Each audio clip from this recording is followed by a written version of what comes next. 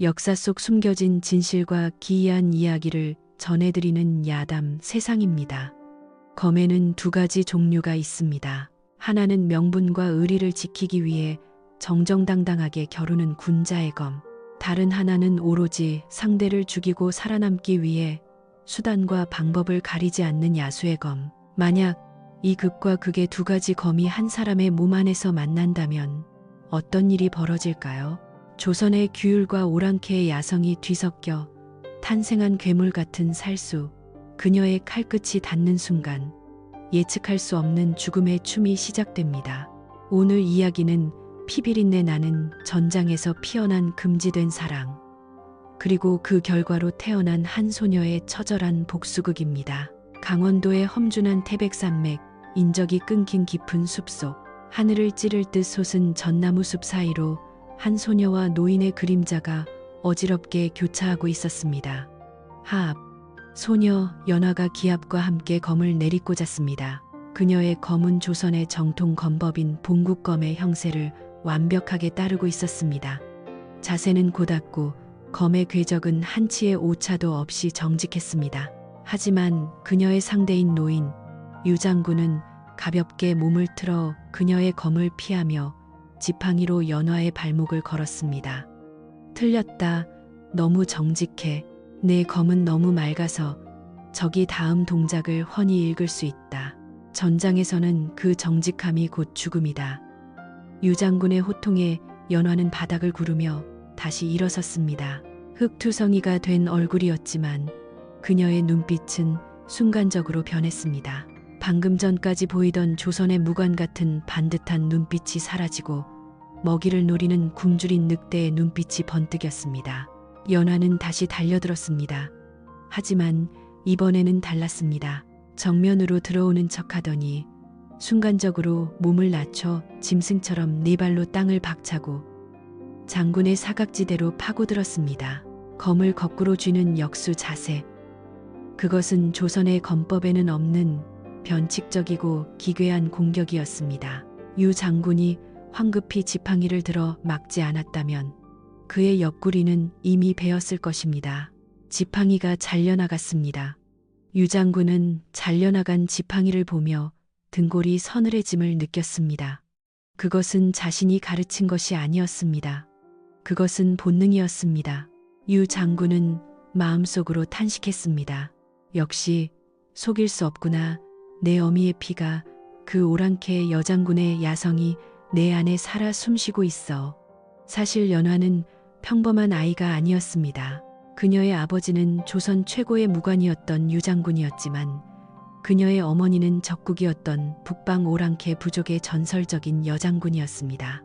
전장에서 적으로 만난 두 남녀는 칼을 맞대다 사랑에 빠졌고 금지된 사랑의 결실로 연화가 태어났습니다. 어머니는 처형당했지만 유장군은 딸을 데리고 산으로 숨어들었습니다. 그는 딸에게 자신의 규율을 가르쳤지만 딸의 몸속에는 어머니로부터 물려받은 파괴적인 본능이 잠재되어 있었습니다. 이 두 가지가 섞이면서 연화는 누구도 예측할 수 없는 죽음의 무기로 성장하고 있었습니다. 연화야, 오늘은 그만하자. 아버지, 저는 아직 지치지 않았습니다. 아니다. 장에 다녀와야 한다. 네가 좋아하는 곶감을 사오마. 유 장군은 복잡한 마음을 감추며 지게를 지고 산을 내려갔습니다. 그것이 마지막이 될 줄은 꿈에도 모른 채 말입니다. 해가 저물고 달이 떠올랐지만 아버지는 돌아오지 않았습니다. 연화는 직감했습니다. 숲의 공기가 바뀌었습니다. 피냄새가 섞인 바람이 불어오고 있었습니다. 아버지. 연화는 집안에 있던 장검을 챙겨 들었습니다. 그녀의 발걸음은 소리가 나지 않았습니다. 마치 산짐승처럼 숲과 하나가 되어 어둠 속을 달렸습니다. 계곡 입구에 다다랐을 때 연화는 끔찍한 광경을 목격했습니다. 수십 구의 시신들이 계곡물에 잠겨 있었습니다. 누군가에 의해 조직적으로 학살당한 흔적이었습니다. 연화는 시신들을 뒤지며 아버지를 찾았습니다. 다행히 아버지의 시신은 없었습니다. 하지만 그곳에는 아직 숨이 붙어 있는 한 사내가 있었습니다. 그는 피투성이가 된 채 바위 틈에 쓰러져 있는 젊은 선비 이헌이었습니다. 연화는 그의 목에 칼을 겨눴습니다.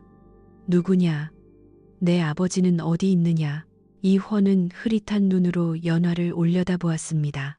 달빛을 등지고 선 연화의 모습은 사람이라기보다는 숲의 귀신 같았습니다. 살려주시오. 놈들이 오고 있어. 놈들. 그때 숲속에서 부스럭거리는 소리가 들려왔습니다. 연화의 귀가 쫑긋거렸습니다. 바람 소리에 섞인 미세한 금소금, 갑옷이 부딪히는 소리였습니다. 훈련된 병사들, 그것도 다수의 인원이 포위망을 좁혀오고 있었습니다. 연화는 짧게 상황을 판단했습니다. 아버지는 납치되었다. 그리고 이 남자는 유일한 목격자다. 이 남자를 살려야 아버지를 찾을 수 있다. 연화는 이원을 짐짝처럼 둘러엎었습니다. 보통의 여인이라면 엄두도 못 낼 괴력이었습니다. 그녀는 도망치지 않았습니다. 오히려 적들이 오는 방향을 노려보았습니다. 거기 누구냐? 검은 복면을 쓴 자객들이 모습을 드러냈습니다. 왕세자. 아니, 저놈을 찾아라. 숨이 끊어진 것을 확인해야 한다. 연화는 어둠 속으로 몸을 숨겼습니다. 그녀의 머릿속에서는 아버지에게 배운 전략과 어머니에게 물려받은 야성이 동시에 작동하기 시작했습니다. 정면 승부는 불가능하다. 놈들의 수는 스물, 지형을 이용해 사냥해야 한다. 연화는 이원을 바위 뒤에 숨기고 주머니에서 쇠구슬 몇 개를 꺼냈습니다. 그녀는 나무 위로 소리 없이 올라갔습니다. 연화가 던진 쇠구슬이 선두에 선 자객의 미간을 정확히 가격했습니다. 자객이 쓰러지자 대열이 흐트러졌습니다. 위쪽이다. 쏴라. 화살이 빗발쳤지만 연화는 이미 그곳에 없었습니다. 그녀는 나무와 나무 사이를 날아다니며 자객들의 시야를 교란했습니다. 그것은 무술이라기보다 사냥이었습니다. 오랑캐들이 척박한 북방에서 살아남기 위해 익혔던 생존 기술. 그것이 연화의 손에서 완벽한 살인 기술로 되살아나고 있었습니다. 혼란에 빠진 자객들을 뒤로하고 연화는 이원을 데리고 다시 자신의 은신처로 사라졌습니다. 그녀가 남긴 흔적은 오직 쓰러진 자객 한 명뿐. 나머지 자객들은 공포에 질려 어둠 속을 두리번거릴 뿐이었습니다. 대체 무엇입니까? 사람입니까?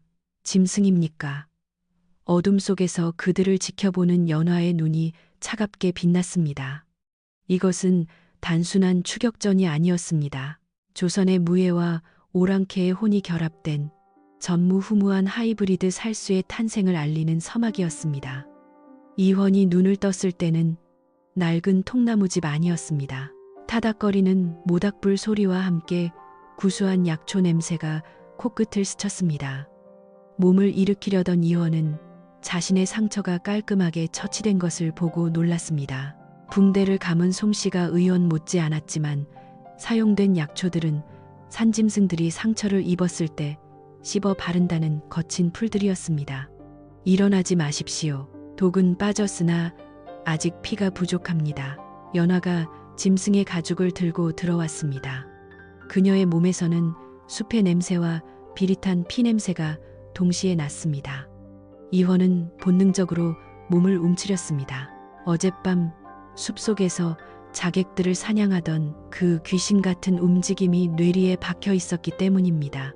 그대, 정체가 무엇이오? 사람을 베는 솜씨가 예사롭지 않았소. 조선의 검법인 듯하나 그 움직임은 마치 야수와 같았소. 연화는 대답 대신 숫덩이로 바닥에 지도를 그리기 시작했습니다. 질문은 나중에 하십시오. 지금 중요한 건 우리가 포위되었다는 것입니다. 놈들은 산을 수색하고 있습니다. 사흘 안에 이곳을 뜰 겁니다. 이원은 그녀의 냉정함에 혀를 내둘렀습니다. 사흘, 그 몸으로 어딜 간단 말이오. 그리고 내 아버지를 모함한 자들을 밝혀내기 전까진 한 발자국도 움직일 수 없소. 당신의 아버지, 그들이 노리는 건 당신의 목숨입니다. 그리고 납치된 내 아버지의 목숨이죠. 연화가 고개를 돌려 이원을 똑바로 응시했습니다. 그 눈동자는 깊고 검어서 마치 심연을 들여다보는 것 같았습니다. 당신이 쥐고 있는 그 놀이개, 우리 아버지 유 장군의 것입니다. 당신이 살아있어야 아버지를 찾을 수 있습니다. 그러니 살고 싶으면 내 말을 들으십시오. 이원은 충격을 받았습니다. 유 장군, 그는 이원의 아버지가 유일하게 믿었던 충신이자 북방을 호령하던 전설적인 무관이었습니다. 그렇다면 눈앞에 이 소녀가 소문으로만 듣던 오랑캐의 피가 섞인 괴물이란 말인가? 그날 오후 이원은 연화의 훈련 모습을 목격하고 전율했습니다. 연화는 나무 사이에 줄을 매달고 그 위를 달리고 있었습니다. 균형을 잡는 것이 아니라 마치 중력을 무시하는 듯한 움직임이었습니다. 그녀는 허공에서 몸을 비틀어 표창을 던졌고 백발백중으로 목표물을 맞췄습니다. 틀렸어. 너무 느려. 연화는 자신의 움직임에 만족하지 못하는 듯 했습니다. 그녀는 검을 거꾸로 쥐고 나무 기둥을 향해 쇄도했습니다. 캉, 검이 나무를 베는 것이 아니라 마치 짐승의 발톱처럼 나무를 찢어발겼습니다. 그것은 검술이 아니었습니다. 사륙의 기술이었습니다. 이원이 참지 못하고 나섰습니다. 그건 검이 아니오. 검은 마음을 다스리고 적을 제압하는 것이지 그리 잔인하게 찢어발기는 것이 아니란 말이오. 그런 사파의 무공으로는 진정한 고수를 이길 수 없소. 연화가 땀에 젖은 머리카락을 쓸어 넘기며 차갑게 대꾸했습니다. 마음을 다스려요? 적이 내 목에 칼을 들이미는데 마음을 다스립니까? 당신들이 말하는 그 고상한 법도 때문에 우리 아버지가 숨어 살아야 했고 내 어머니가 죽었습니다. 연화의 목소리에 서린 분노와 슬픔이 이원의 가슴을 찔렀습니다. 나는 짐승의 피를 이어받았습니다. 조선의 법도가 나를 지켜주지 않는다면 나는 나의 방식대로 싸울 겁니다. 그것이 내가 살아남은 이유니까요. 이원은 할 말을 잃었습니다. 그녀의 검에는 절박함이 묻어 있었습니다. 살기 위해, 지키기 위해 스스로 괴물이 되기를 선택한 소녀의 처절함이 보였습니다. 그날 밤 두 사람은 모닥불 앞에 마주 앉았습니다. 이원은 조용히 입을 열었습니다. 미안하오. 내 생각이 짧았소. 그대의 검이 낯설고 두려웠던 것은 사실이나 그 검이 어젯밤 나를 살린 것 또한 사실이오. 이원은 나뭇가지로 바닥의 지도를 수정했습니다. 하지만 힘만으로는 한양의 견고한 성벽을 뚫을 수 없소. 놈들은 군대를 가지고 있소. 그대의 야성에 나의 지략을 더한다면 승산이 있을지도 모르오. 연화가 이원을 바라보았습니다. 지략이라뇨. 그대는 숲의 사냥꾼이요. 놈들을 우리가 가장 잘하는 사냥터로 끌어들이는 것이요. 놈들이 병사라면 우리는 그림자가 되는 것이요. 이원의 눈빛이 달라졌습니다. 유약해 보이던 선비의 모습은 사라지고 냉철한 군주준주의 기백이 서려 있었습니다. 연화는 처음으로 이 남자에게서 가능성을 보았습니다. 아버지의 규율과 어머니의 야성, 그 사이를 연결해줄 지혜를 가진 남자. 좋습니다. 당신의 머리와 내 검을 합치죠. 하지만 실수하면 당신부터 베겠습니다. 후후, 그럴 일은 없을 것이오. 두 사람은 손을 잡았습니다. 가장 정적인 조선의 왕족과 가장 동적인 혼혈살수의 기묘한 동맹. 이제 그들은 사냥감이 아니라 사냥꾼이 되어 산을 내려갈 준비를 마쳤습니다. 하지만 그들이 모르는 것이 있었습니다. 한양의 권력자들은 이미 그들을 잡기 위해 인간이 아닌 또 다른 괴물들을 산으로 풀었다는 사실을 말이죠. 이튿날 새벽 숲에는 짙은 안개가 깔렸습니다. 이원의 지략대로 그들은 계곡 입구에 허수아비를 세워두고 놈들이 냄새를 맡고 오기를 기다렸습니다. 얼마 지나지 않아 안개 속에서 검은 그림자들이 나타났습니다. 그런데 그들의 움직임이 기이했습니다. 발소리가 없었고 숨소리조차 들리지 않았습니다. 그들은 한양의 권력자들이 키운 비밀, 병기, 마인 도깨비 사람들이었습니다. 고통을 느끼지 못하도록 약물에 절여진 살인 기계들이었죠. 걸려들었소. 신호하면 놈들의 발을 묶으시오. 이원이 신호를 보내자 연화가 밧줄을 끊었습니다. 구궁, 거대한 통나무들이 비탈길을 굴러 떨어지며 마인들을 덮쳤습니다. 보통 사람이라면 뼈가 으스러져 비명을 질렀을 것입니다. 하지만 놈들은 통나무에 깔리고도 아무런 소리를 내지 않았습니다. 그저 부러진 팔다리를 질질 끌며 다시 일어나 전진할 뿐이었습니다. 이원의 얼굴이 창백해졌습니다. 이럴 수가, 놈들은 고통을 모르는 시체들이다. 연화가 검을 뽑아들고 나무 위에서 뛰어내렸습니다. 고통을 모른다면 움직이지 못하게 만들면 됩니다. 연화는 선두에 선 마인의 목을 정교한 조선 검법으로 베었습니다. 깔끔한 일격이었습니다. 하지만 목이 반쯤 잘려나간 마인은 멈추지 않고 칼을 휘둘렀습니다. 연화는 당황하여 뒤로 물러섰습니다. 소용없어. 놈들은 급소가 없다. 이헌이 외쳤습니다. 정석적인 검술로는 이 괴물들을 막을 수 없었습니다. 연화의 눈빛이 흔들렸습니다. 아버지의 검이 통하지 않는다니. 그때 마인의 칼날이 연화의 어깨를 스치고 지나갔습니다. 붉은 피가 튀어올랐습니다. 따뜻한 피가 얼굴에 튀자 연화의 동공이 확장되었습니다. 그녀의 내면 깊은 곳에서 잠자고 있던 어머니의 피가 끓어오르기 시작했습니다. 우아하게 베는 것은 의미 없다. 숨통을 끊는 것이 아니라 파괴해야 한다. 연화는 검을 거꾸로 쥐었습니다. 역수. 그녀의 자세가 낮아졌습니다. 마치 먹이를 앞둔 표범처럼 등이 굽어지고 근육이 팽창했습니다. 크앗. 연화가 짐승 같은 포효를 지르며 마인들 사이로 파고들었습니다. 이번에는 베지 않았습니다. 그녀는 검의 무게와 회전력을 이용해 마인의 팔관절을 내리찍었습니다. 우지끈 뼈가 부러지는 소리가 숲을 울렸습니다.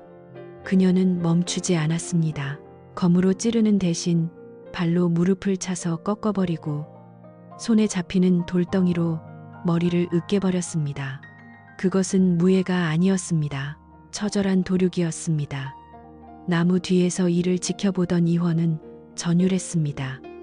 눈앞에 있는 여인은 자신이 알던 연화가 아니었습니다.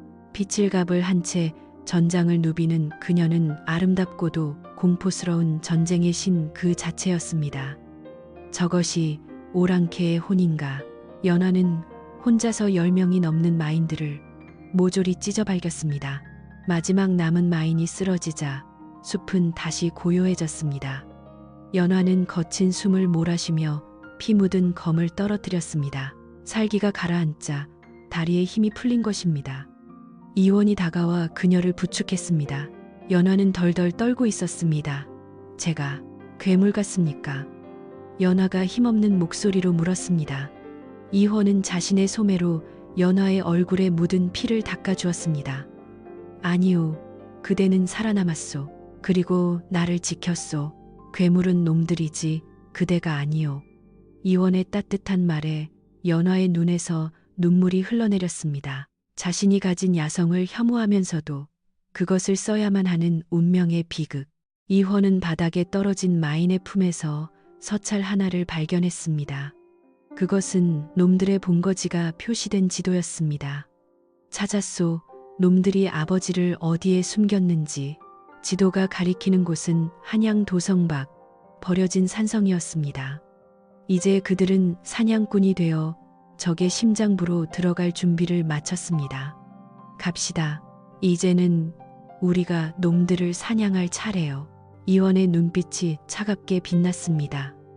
괴물을 상대하기 위해 괴물이 되어야 했던 연화, 그리고 그녀의 고삐를 쥐고 세상을 바꾸려는 이원. 두 사람의 위험한 동행은 이제 최후의 결전을 향해 달려가고 있었습니다.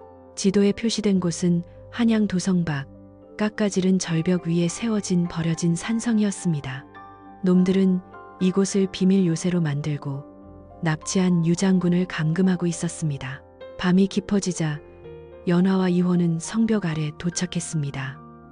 높고 가파른 성벽이었지만 숲에서 자란 연화에게는 그저 조금 큰 바위에 불과했습니다. 제가 먼저 올라가 줄을 내리겠습니다. 연화는 맨손으로 성벽을 기어 올랐습니다. 손가락 끝에 온 신경을 집중해 바위 틈새를 찾아내는 모습은 영락없는 도마뱀 같았습니다. 순식간에 성벽 위에 도달한 그녀는 밧줄을 내려 이헌을 끌어올렸습니다. 성 안은 횃불로 밝혀져 있었고 수많은 병사들이 순찰을 돌고 있었습니다. 이헌이 긴장한 듯 마른 침을 삼켰습니다. 병력이 생각보다 많소. 정면 돌파는 불가능하오. 아니요, 가능합니다. 연화가 검을 뽑았습니다. 그녀의 눈빛이 다시 차갑게 가라앉았습니다. 제가 길을 열 테니 당신은 아버지를 찾으십시오. 놈들이 당황해서 우왕좌왕할 때가 기회입니다. 말릴 새도 없이 연화가 성벽 아래로 뛰어내렸습니다. 쾅! 착지와 동시에 흙먼지가 일었고 순찰을 돌던 병사 2명이 비명도 지르지 못한 채 쓰러졌습니다. 적이다, 침입자다. 요란한 징소리가 울리고 사방에서 병사들이 몰려들었습니다. 수십 개의 창끝이 연화를 향했습니다. 하지만 연화는 물러서지 않았습니다.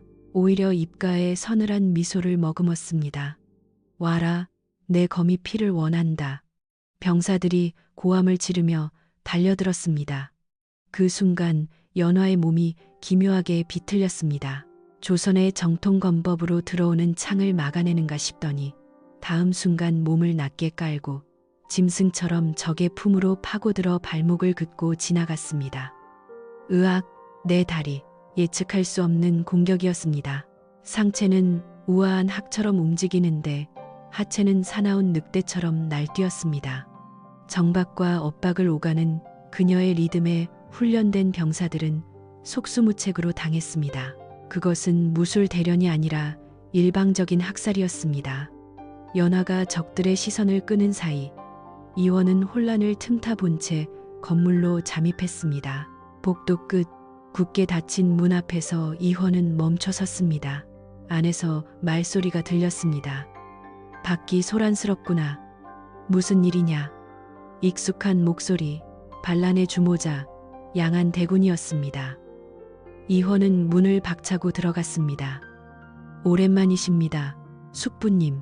방 안에는 양안대군과 그의 수하들, 그리고 피투성이가 된 채 묶여있는 유장군이 있었습니다. 양안대군은 이헌을 보고 소스라치게 놀랐습니다. 세자, 내 놈이 어떻게 이곳을. 하늘이 저를 버리지 않았기 때문입니다. 영모의 죄를 묻으러 왔습니다. 양안대군이 비릿한 웃음을 지으며 칼을 뽑아 유 장군의 목에 겨눴습니다. 제 발로 죽으러 왔구나. 이 늙은이와 함께 저승으로 보내주마. 그때 창문이 와장창 깨지며 누군가 방 안으로 들이닥쳤습니다. 피칠갑을 한 연화였습니다. 그녀는 밖의 병사들을 모두 처리하고 귀신같이 이원의 뒤를 쫓아온 것이었습니다. 아버지, 연화의 눈이 뒤집혔습니다. 아버지를 인질로 잡고 있는 모습을 보자 그녀의 이성이 끊어졌습니다. 감히 내 아버지를. 연화가 달려들려 하자 양안대군의 호위무사 중 우두머리가 앞을 막아섰습니다. 그는 조선 제1검이라 불리는 고수였습니다. 멈춰라. 내년에 기괴한 검법이 나에게도 통할 것 같으냐. 우두머리의 검은 빠르고 묵직했습니다. 연화의 변칙적인 공격이 처음으로 막혔습니다. 캉! 불꽃이 튀었습니다. 정통 검술의 극에 달한 자 앞에서 잔재주는 통하지 않는 듯 했습니다. 연화는 뒤로 밀려났습니다. 숨이 턱까지 차올랐습니다. 그때 묶여있던 유 장군이 소리쳤습니다. 연화야, 섞어라. 하나가 되어야 한다. 하나가 되어야 한다. 아버지의 외침에 연화의 머릿속에 섬광이 스쳤습니다. 지금까지 그녀는 조선의 검과 오랑캐의 기술을 따로따로 사용하고 있었습니다. 상황에 따라 가면을 바꿔 쓰든 말이죠. 하지만 아버지는 그 두 가지를 완전히 융합하라고 말하고 있었습니다. 연화가 검을 고쳐 잡았습니다. 자세는 조선의 상단세였으나 발놀림은 오랑캐의 보법이었습니다. 우두머리가 비웃으며 찔러 들어왔습니다. 빈틈투성이구나. 하지만 그 순간 연화의 검이 뱀처럼 휘어지며 상대의 검을 타고 넘었습니다. 강한 힘으로 받아치는 동시에 유연하게 흘려보내는 기술. 서걱 단 한 번의 교차. 우두머리의 검이 바닥으로 떨어지고 그의 목에는 붉은 선이 그어졌습니다. 이것은 무슨 검법이냐. 쓰러지는 적을 뒤로하고 연화는 차갑게 읊조렸습니다. 생존이다. 가장 강력한 호위무사가 쓰러지자 방 안의 공기가 얼어붙었습니다. 연화는 피 묻은 검을 들고 양한 대군에게 한 걸음씩 다가갔습니다. 그녀의 뒤로 뿜어져 나오는 살기에 대군은 뒷걸음질을 쳤습니다. 오지 마라. 나는 왕족이다. 내 놈들이 감히 나를 칠 수 있을 것 같으냐. 이헌이 연화의 앞을 막아서며 대군을 노려보았습니다. 왕족, 백성을 도륙하고 왕위를 탐한 자가 왕족이라 할 수 있습니까? 당신은 그저 사냥감일 뿐입니다. 이헌의 신호에 연화가 검을 높이 쳐들었습니다. 모든 악연을 끊어낼 마지막 일격이 준비되었습니다. 과연 그들은 아버지를 구하고 이 긴 밤을 끝낼 수 있을까요? 양한 대군의 반란은 실패로 끝났습니다. 연화의 검이 대군의 목을 겨누고 있던 그 순간 굳게 닫혀있던 산성의 성문이 열리고 금군 임금의 친위대 이들이 닥쳤습니다. 이원이 미리 심어둔 신복들이 때맞춰 지원군을 이끌고 온 것이었습니다. 영모를 주동한 양한 대군과 그 추종자들은 모두 포박되어 한양으로 압송되었습니다. 그들의 죄는 만천하에 드러났고 유 장군의 억울한 누명 또한 깨끗이 벗겨졌습니다. 며칠 후 궁궐에서는 성대한 연회가 열렸습니다. 다시 왕위를 되찾은 임금과 세자이원은 유 장군과 연화를 치하하며 큰 상을 내렸습니다. 그대들이 아니었다면 이 나라는 역적들의 손에 넘어갔을 것이다. 유 장군에게는 병조판서의 직을, 그리고 그대의 딸 연화에게는 왕실을 호위하는 별무사의 직책을 내리노라. 모두가 부러워할 만한 영광이었습니다. 하지만 유 장군은 정중히 고개를 저었습니다. 전하 소신은 이미 늙고 병들었습니다. 그저 남은 생은 산속에서 조용히 흙을 밟으며 살고 싶습니다. 이헌의 시선이 연화에게 향했습니다. 그는 간절한 눈빛으로 연화가 곁에 남아주기를 바랐습니다. 하지만 연화 또한 단호했습니다. 전하, 그리고 세자 저하, 제 검은 누군가를 지키기 위한 것이기도 하지만 본질적으로는 야수의 발톱입니다. 화려한 궁궐은 저에게 맞지 않는 옷과 같습니다. 저는 숲으로 돌아가야 합니다. 연화야. 이헌은 차마 그녀를 잡을 수 없었습니다. 그녀가 가장 빛나는 순간은 비단옷을 입고 궁궐에 서 있을 때가 아니라 거친 숲속에서 바람을 가르며 달릴 때라는 것을 누구보다 잘 알고 있었기 때문입니다. 작별의 시간이 왔습니다. 도성 문 밖까지 배웅 나온 이원은 연화에게 작게 속삭였습니다. 그대가 보여준 그 기이한 검무, 그리고 그 강인한 눈빛을 평생 잊지 못할 것이오. 부디 행복하시오. 저하께서도 성군이 되시기를 바랍니다. 연화는 뒤도 돌아보지 않고 아버지와 함께 산으로 향했습니다. 그녀의 발걸음은 한양에 올 때보다 훨씬 가볍고 자유로워 보였습니다. 세월이 흘렀습니다. 강원도 깊은 산골 그 통나무 집에는 다시 활기가 넘쳤습니다. 하지만 예전과는 조금 달랐습니다. 여보, 멧돼지 잡았다. 우렁찬 목소리와 함께 집채만 한 멧돼지를 어깨에 메고 들어오는 사내. 그는 과거 연화와 함께 싸웠던 괴력의 사나이 만석이었습니다. 그는 전쟁이 끝난 후 연화를 쫓아 산으로 들어왔고 끈질긴 구애 끝에 결국 그녀의 마음을 얻어 부부가 되었습니다. 아이고, 이 곰 같은 양반아. 조심 좀 하라니까. 연화가 웃으며 그를 맞이했습니다. 그녀의 품에는 갓 태어난 아이가 안겨 있었습니다. 더 이상 그녀의 눈에서 살기나 도끼는 찾아볼 수 없었습니다. 오직 가족을 향한 따뜻한 사랑만이 남아 있었습니다. 유 장군은 마당 평상에 앉아 그 모습을 흐뭇하게 바라보며 곰방대를 피워 물었습니다. 조선의 규율과 오랑캐의 야성이 뒤섞여 위태로웠던 소녀는 이제 두 가지를 완벽하게 조화시켜 자신만의 평화를 찾았습니다. 그녀는 더 이상 살 수가 아니었습니다. 숲을 지키고 가족을 지키는 강인한 어머니이자 아내였습니다. 먼 훗날 사람들은 전설처럼 이야기했습니다. 조선의 검법으로 춤을 추고 오랑캐의 보법으로 바람을 가르던 여인이 있었다고. 그녀가 한양을 뒤집어 놓고 호련히 사라진 뒤 나라는 태평성대를 맞이했다고 말입니다. 누군가에게는 괴물이었고 누군가에게는 영웅이었던 그녀. 하지만 그녀 자신에게는 그저 사랑하는 사람들과 함께 밥을 먹고 웃을 수 있는 오늘이 가장 소중한 승리였을 것입니다. 오늘 야담 세상이 전해드린 강원도 산골 소녀 연화의 이야기 어떠셨나요? 서로 다른 것이 섞여 만들어낸 기적 같은 힘, 그리고 진정한 행복을 찾아 떠난 그녀의 용기가 여러분에게도 전해졌기를 바랍니다. 이야기가 재미있으셨다면 구독과 좋아요 부탁드립니다. 여러분의 관심은 잊혀져가는 우리네 전설을 되살리는 큰 힘이 됩니다. 저는 다음 시간에도 가슴 뛰는 역사 속 이야기로 다시 찾아뵙겠습니다. 안녕히 계십시오.